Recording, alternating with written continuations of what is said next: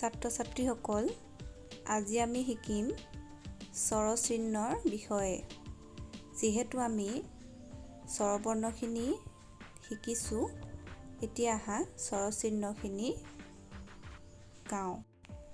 এতিয়া আমি আৰম্ভ কৰোঁ।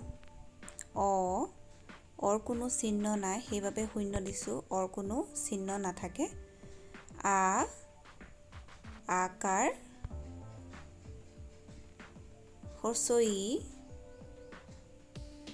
হস্ৰইকাৰ,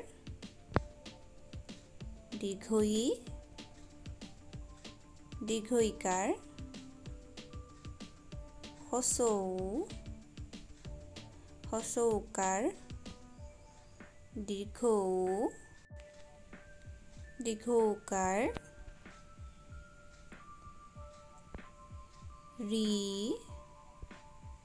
ঋকাৰ,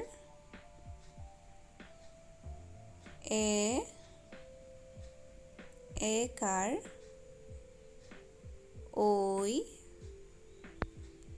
ঐকাৰ, উকাৰ, ঔকাৰ।